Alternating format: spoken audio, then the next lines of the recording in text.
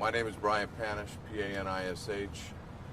I'm here as part of the plaintiff steering committee and the trial team in the Aliso Canyon blowout. We're here today to announce that we have reached a master agreement on the case in which $1.8 billion will be paid by Sempra and SoCalGas to the individual plaintiffs. They will pay an additional $10 million for the cost to properly and fairly allocate the money.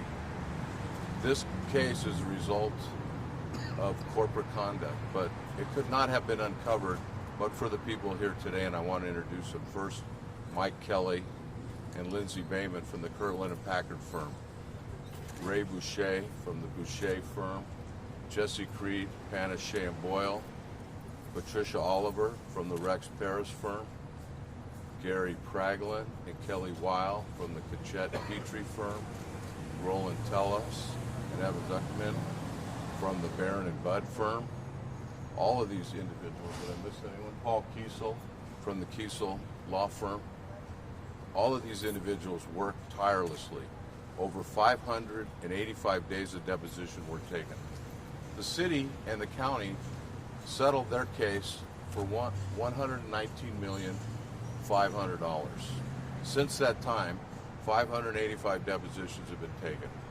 Sanctions and withholding documents of $5.75 million have been and will be awarded. These lawyers have reviewed over 2 million documents. 150,000 of those were improperly withheld, and after numerous sanction motions, they were overturned. It was an incredible effort by this team of lawyers that could bring about this result for the plaintiffs.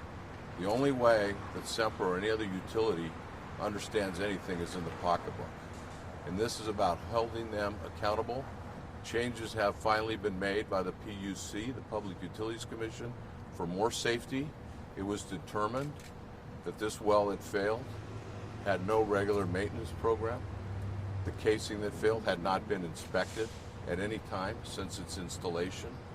There was no plan when a well blew out on what to do. In fact, they had numerous kills that extended the leak for 112 days. And they had no risk assessment program at all.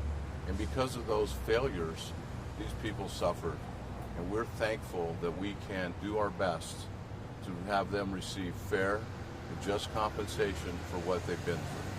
So with that, we'll answer a few questions, and we thank you for being here.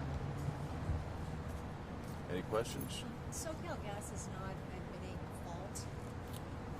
They're not admitting fault. No one in the settlement admits fault, but $1.8 billion seems like a lot for not admitting much. Can you give us any details about how it will be distributed and when? Sure. Ray, you want to address that? Sure. So it'll be distributed as a result of a Let Ray get back there. Yeah. All right, go ahead. Hold on a second. Let us adjust it right quick. Right. Can somebody get up there and adjust that podium? Thank you. Thank you. Thank you. There'll be two judges, Judge Meisinger and Judge Scott, who are distinguished jurists, retired from the LA Superior Court system. They'll be responsible for analyzing all 35,717 clients, their cases, and the impact that the blowout had upon them. And based upon their review, they will determine and evaluate an allocation system that is fair and reasonable to each and every one of the plaintiffs. We expect that will begin within the next 4 months, and that the distribution should take place hopefully within a year. Okay, thank you all. Anything else? Yeah. Ray, can we get your name and spell it? No, his name's Ray Boucher, B-O-U-C-H-E-R. And you're with what firm? Boucher, LLP. And just, you mentioned about the changes that the PUC made. Are the people who filed claims, comfortable now with the changes? They continue to live there? I know some people... Well, I think many of them still have concerns. But unfortunately, this lawsuit could not shut down Aliso Canyon. That wasn't the goal of this lawsuit. The goal of this lawsuit was to get fair and reasonable compensation for these people, approximately 8,000 of them, who had to leave their home and relocate.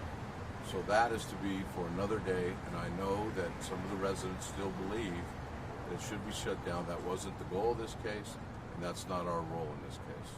What message do you think the settlement sends? I think it shows that they've accepted some responsibility. The amount alone, when any of these corporations or utility companies, they only understand the monetary component.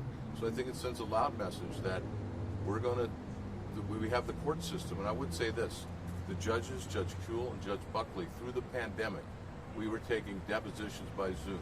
The judges and the court system was accommodating this to continue moving forward to trial, and we want to thank them, and without them, we wouldn't have been in this position today. But I said it says a loud message about what had happened, that these people were justified in their complaints, and they're getting fair and just compensation.